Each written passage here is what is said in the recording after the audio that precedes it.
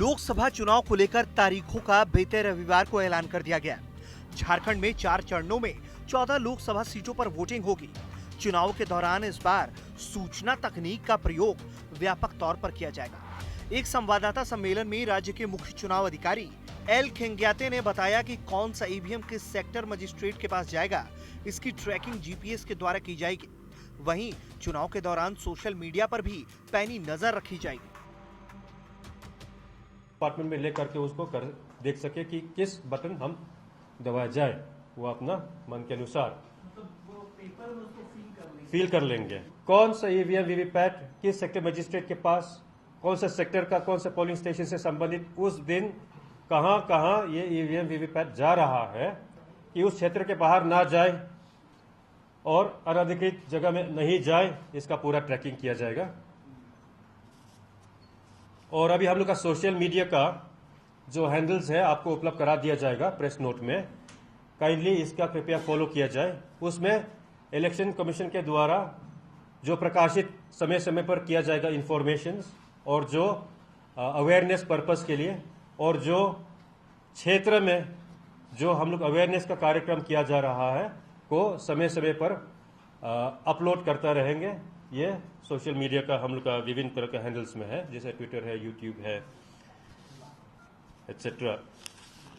और C vigil अब से लागू है। C vigil is citizens vigil, जो डाउनलोड कर सकते हैं प्ले स्टोर से। सी विजिल किया है, सिटीजन डाउनलोड कर लेंगे, वो अपना नाम रजिस्टर कर लेंगे। अगर अनोनिमस रहना चाहते हैं, अनोनिमस भी रह सकते हैं। वो डाउनलोड करते हुए स्मार्टफोन में जो एंड्रॉयड बेस्ड है, तो जीपीएस एनेबल्ड होगा।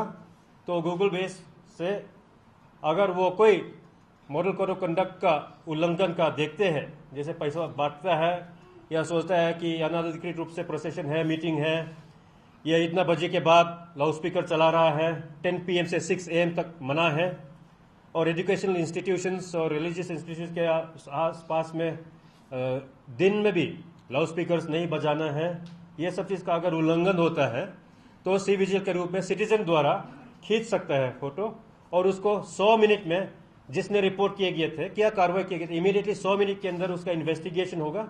हमारा फ्लाइंग स्क्वाड टीम तुरंत जाएगा, इन्वेस्टिगेट करके रिपोर्ट कर लेंगे अथॉरिटी के पास, और अथॉरिटी ने जो निर्णय लेंगे कि इस पर आगे कार्रवाई करके सूचित करने हैं, जो भी सूचित करना है, या रिपोर्ट सही नहीं है या रिपोर्ट सही है, आगे कार्रवाई करने हैं। 100 मिनट के अंदर, 100 मिनट तक जिसने रिपोर्ट किए गए थे वो वापस मैसेज मिल जाएगा कि मेरा रिपोर्ट के आधार पर क्या कार्रवाई हुई, क्या कार्रवाई होना है, और उसको अपडेट होता रहेगा उसका रिपोर्ट के आधार पर। सी विजिल ये सिटीजन्स का बहुत एम्पावरिंग इंस्ट्रूमेंट है, एप्लीकेशंस है, जो किसी ने डाउनलोड करके इस्तेमाल कर सकते हैं। आप भी इस्तेमाल कर सकते हैं, हम लोग भी इस्तेमाल कर सकते हैं। Anyone can do that. Naxal ग्रस्त क्षेत्रों में संवेदनशील बूथों पर बड़े पैमानों पर सुरक्षा बलों की तैनाती की जाएगी, ताकि हिंसा रहित सुरक्षित मतदान सुनिश्चित कराया जा सके। इसके लिए राज्य में 41,000 सुरक्षा कर्मियों की तैनाती होगी, जिसमें 200 कंपनी अर्धसैनिक बलों की होगी। राज्य में पहले से ही 132 कंपनी अर्धसैनिक बल मौजूद है। इस बात की जानकारी देते हुए पुलिस महानिरीक्षक सह नोडल पदाधिकारी आशीष बत्रा ने कहा कि चुनाव को सुरक्षित और भयमुक्त वातावरण में कराने के लिए झारखंड पुलिस और केंद्रीय अर्धसैनिक बलों के द्वारा उग्रवादी संगठनों के खिलाफ वृहद स्तर पर कार्रवाई की जा रही है।